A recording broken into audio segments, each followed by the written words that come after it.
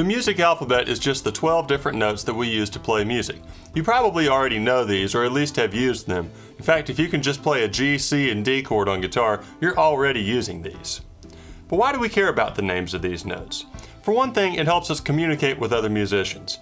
If you play a fretted instrument like a guitar, you can't just tell people, oh, it's the third fret on the A string, because, well, for keyboards, for singers, for other instruments, we don't have strings, we don't have frets.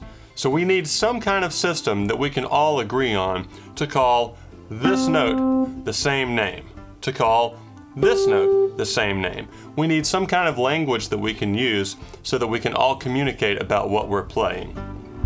But this also helps you navigate your instrument. What happens if you have a C note and you need the note right above that? Well, we need a name for that note. If it's C, we can just go up and that's a C sharp. What if we have a G and we want to play the note below that? Well, we call that G flat. So we have some kind of name for each one of these notes so that we can find our way around our instrument and find new notes more easily. This is essential for learning to play new music. This is a super important thing to learn, but it's also super simple. Here's how it works. Let's start with the basics. Our alphabet has 7 letter names, A, B, C, D, E, F, and G, and then it starts back over with A again. But why doesn't it go on to H? Well, the note that would be H just sounds like another A.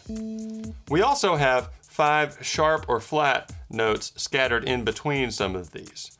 Each of these notes can be called by either a sharp name or a flat name, and it depends on the situation, like which scale we're using.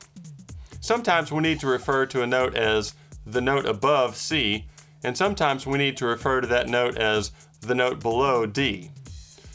When we raise something by one note, we say that it's sharp. When we lower something by one note, we say that it's flat. If we raise a C by one note, we get C sharp. When we lower a D by one note, we get D flat. They're the same note, we just have 2 different names for it. Notice that some of these notes don't have a sharp or a flat in between them. More on that in just a minute. The piano keyboard is a great way to see how this works. The 7 letter names A through G are the white keys, and the 5 sharp and flat notes that we have in between are the black notes on the keyboard that live in between the white keys. If we need the note right above C, we call this C sharp. If I need the note right below D, we call this D flat. It's exactly the same note, we just have 2 different names for it. If I have the note right above G, we call this G sharp. The note right below A would be A flat. Again, it's the same note, we just have 2 different names for it. There are 2 places in the music alphabet that you need to watch out for. If you look at the piano keyboard, you'll notice that there's no note in between B and C, and there's no note in between E and F.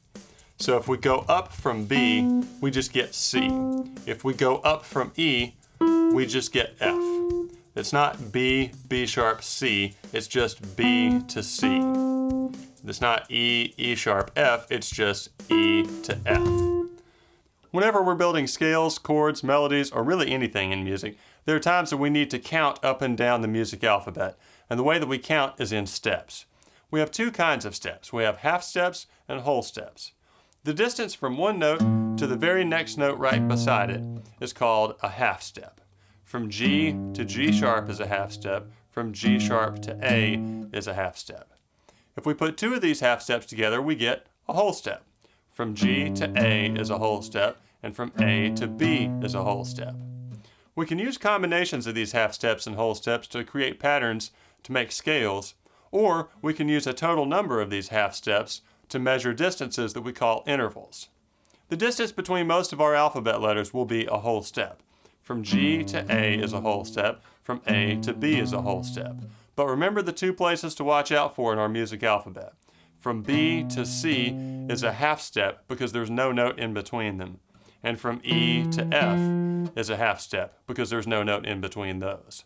So when you're counting up the music alphabet in half steps, A, A sharp, B, C, or D, D sharp, E, F. The distance from E to F is a half step, and B to C is a half step. So that's all there is to the music alphabet. It's the same letters you already know and use. There are just two things to remember. One, our letters are A, B, C, D, E, F, G, and then it starts back over with A. Two, there's no note between B and C, and there's no note between E and F. When we go up from B, we get C. When we come down from F, we get E. As long as you remember those two things, using the music alphabet and speaking the language of music will become second nature to you. Thanks for joining me, and I'll see you in the next video.